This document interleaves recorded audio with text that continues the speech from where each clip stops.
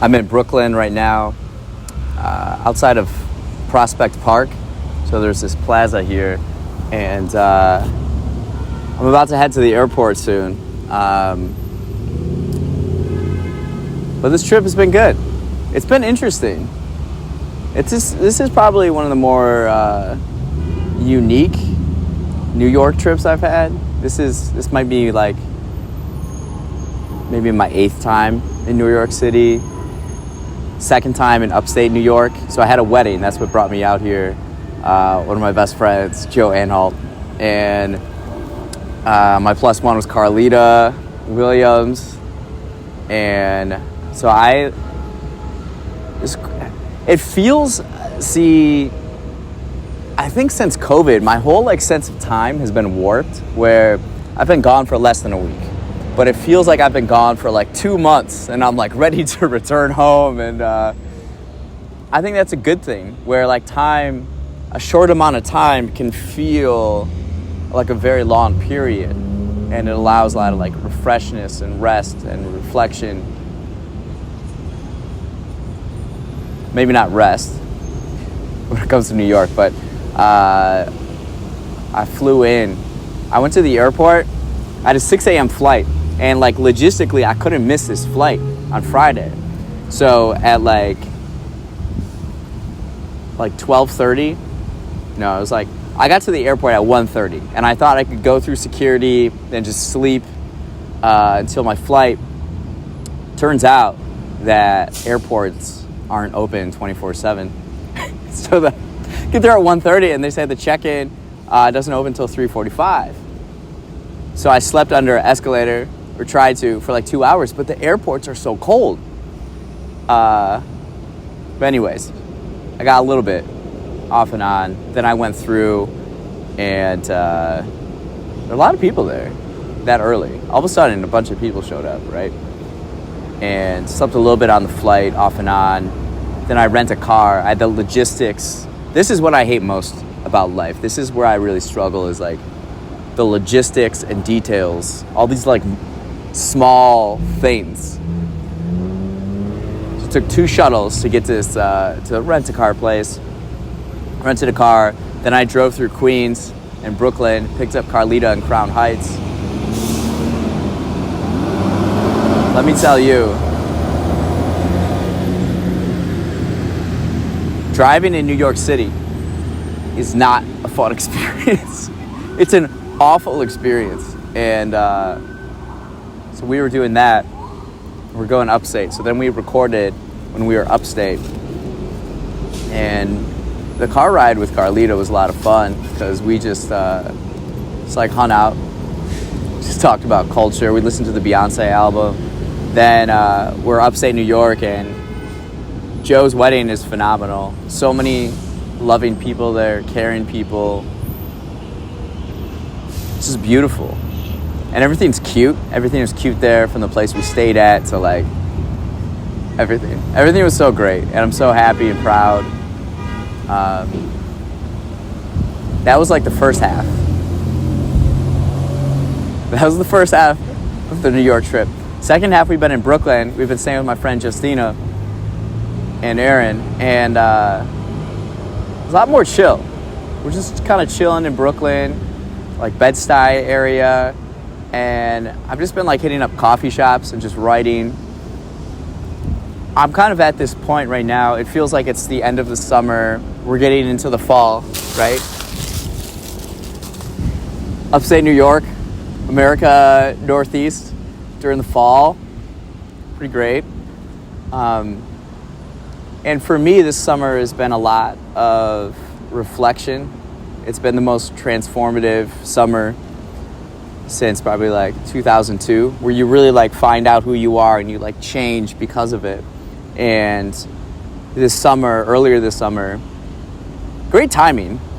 If we're looking at positive things, you know, when you get assaulted and robbed by 3 gunmen with Uzis at the beginning of summer, and all your valuable stuff gets taken, and just going through that process and processing that event, what it means, like, what do I do moving forward?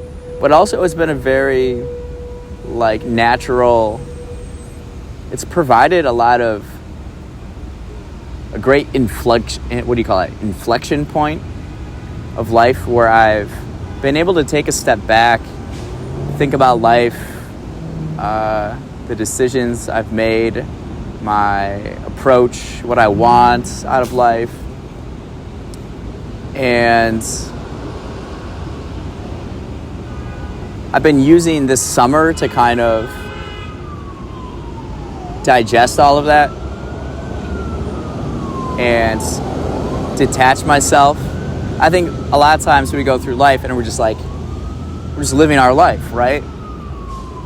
But then there's like extreme moments that the summer has provided. You know, I thought this summer I was starting to hit a point in life where I was just bored, and like everything started to seem redundant and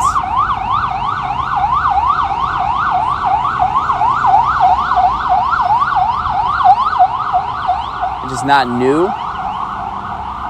or like I've started to enjoy things less. And so it's like this wondering of like approach to take moving forward. There's a lot of big things to come out of the summer.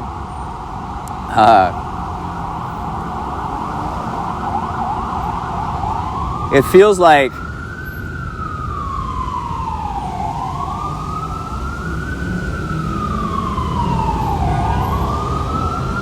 it's been a good moment to reflect on life, and some of the things I don't know, there's just like so much to unpack and talk about, but I think one of the main things is taking this step back. One of the biggest things is being more open to other people and to the world. And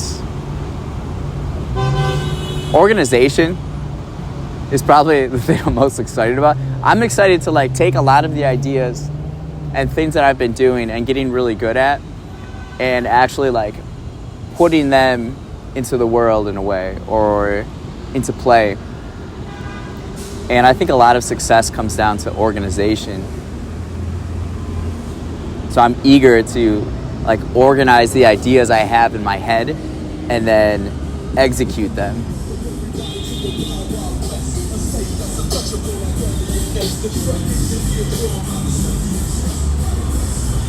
A few things about New York City.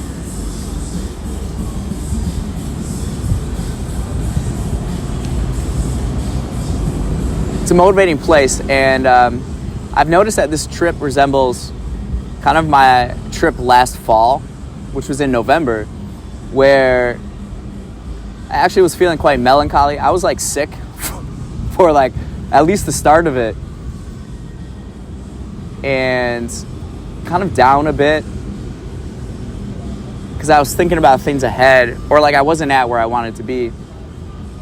And then I executed after coming back home from New York, and like executing at such a high level that it led me into this like completely new direction in life, where I'm exploring physics and the realities of the universe, where I then returned in February, and it was like a celebration. It was like understanding, like that fall trip was like detaching myself from my life, looking at it objectively, deciding what do I want, where do I want to go, and what does it take, and then execute, then do it, you know? And then in February, when I returned in February, that was one of my favorite New York trips.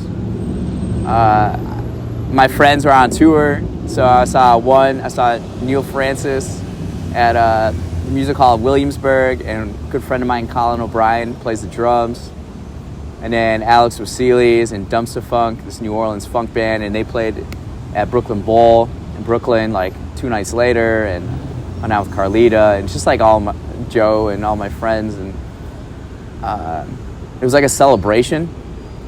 So having that experience, I feel like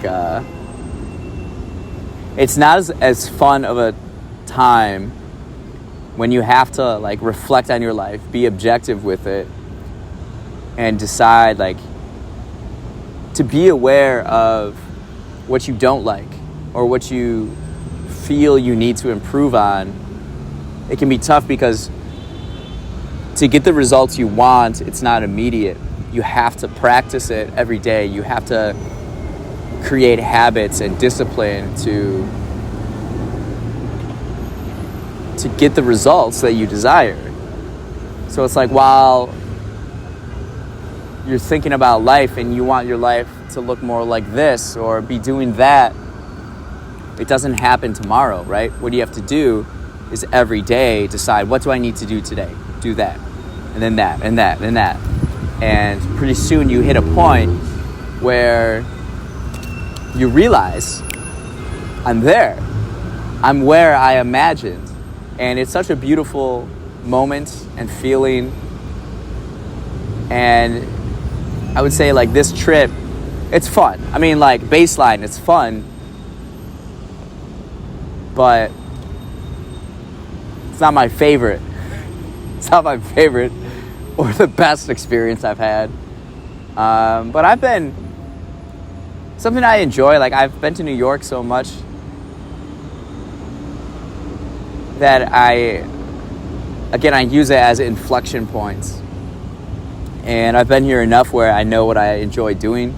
I just like walking around, writing, visiting coffee shops, and people watching, observing, thinking. I enjoy it. I took a walk through Prospect Park right here. I don't feel like I need to like be out every night, and that might be age as well, but I've done a lot of that. What I also love most is visiting some of my favorite people in the world, in the greatest like city in the world. Something I noticed about New York is that you can just be yourself. You can just be yourself. Like something I've noticed since the gunman encounter, I wear like sunglasses a lot and indoors because I just feel like it. That's how I feel. Now there's like, you could probably examine why do I feel that way, or like why, the psychology behind it, but the fact remains like I like wearing sunglasses inside because that's what I like to do right now. And in Chicago, it's like people judge you for it. People make like comments about it. And it's like, I'm just doing my thing. Like, why do you feel you have to judge me or like say something like that? But in New York, it feels like everybody's tolerant and acceptable or accepting of who you are. Where like wearing sunglasses indoors, I'm applauded here. And people are like, yo, dude, I like your sunglasses. So it's an interesting kind of dynamic there. There's this level of tolerance, and just like New York City is a place where you can just be who you want to be and just be yourself. And I think that's incredible. I think that's a great thing. I think that's an aspiration we want everybody to feel in wherever they live. Whatever city or region or country, just like be yourself, express yourself. The flip side of that is, while we're all unique individuals, we still have to work together and think of solutions and ideas where we can all collectively benefit from. Right? All boats rise with the tide. All boats rise with the tide. That's one of my favorite sayings, raise the tide and we raise all the boats. There is the bubble of New York. I think it could use some more diversity of thinking and ideas and less like superiority complexes. But overall, I always enjoy New York. It's such an inspiring place, motivating place, and I'm very grateful. That's something I've written a lot about on this trip, is just the gratitude I have to be able to take a trip like this and have the friends that I have and relationships I have with people in the city. It's great, and I'm excited to go back and just like work, because I'm working on my dreams. And this summer has been a great experience for reflection and looking at life and deciding what I like, what I don't like, what I want, how we're gonna do it, just a lot of that. And now that this summer is ending, and this trip to me is kind of like a marker of that. It's the end of the summer. It's the mark of the end of the summer. It's also the mark of the beginning of fall. Fall is my favorite season. And I'm just really looking forward to like organizing the ideas I have and executing.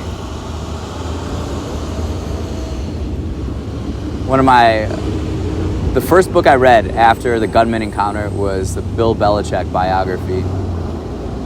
And it's a lot about preparation, organization, execution, versatility, self-sacrifice, toughness, work ethic, intelligence.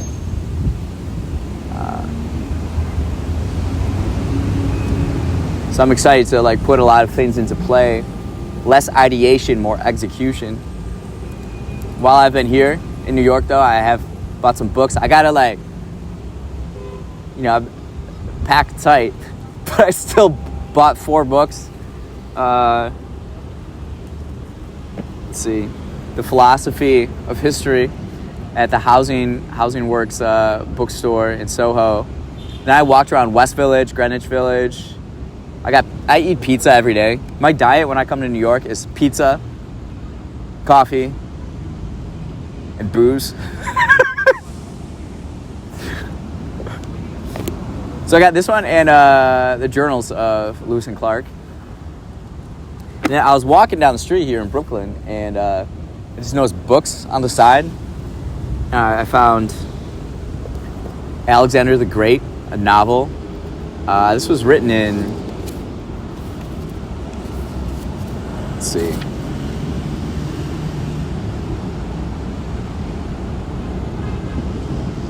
the author lived between 1883 and 1957. It's an old-looking book. I'm really excited. I like learning about a lot of leaders throughout history. Alexander the Great is one of the greatest. And then Do Androids Dream of Electric Sheep? I actually read this before a New York trip back in like February 2020. And I actually borrowed it from the library back in the day before COVID, when I didn't have a library of my own, from used books I collected at thrift stores. This one's pretty interesting. Philosophical fiction. I'm really into philosophical fiction. Yeah, it's great. So I wouldn't say I've had the best experience this time in New York, but certainly one that's been beneficial for me, because it kind of caps off the reflecting I've been doing this summer, and it inspires a direction moving forward this fall. So it's going to be a lot of grinding, like usual, but also like being more loose and open at the same time. So we'll see how it goes, how this approach goes. But then when I return again to New York in, I don't know, probably February. I seem to come in February and November typically. This one was a little different because it was a wedding early September. So I feel like I have more time to execute the plans that I've laid out and goals that we have. It's just fun. I think that's the main thing, is being able to have the privilege to live in a place that allows you to pursue your dreams. So the challenging thing is to know who you are, what you want, what are those dreams that you want to pursue, because life is short. Life is short, and if you don't really be conscious about it, your life might go quick and you turn around and then you have regrets, right? It's all about pursuing that dream, realizing the dream, and understanding what it takes and going to do it. And enjoy life. Enjoy each day. As they say, each day is a gift. That's why it's called the present.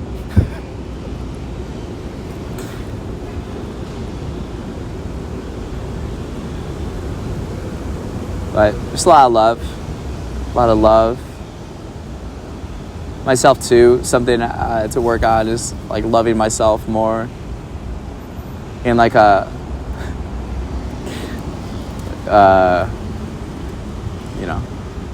more kind way. All right, we gotta get to the airport. Let's go. Actually, we're going to the airport early so we can write and people watch.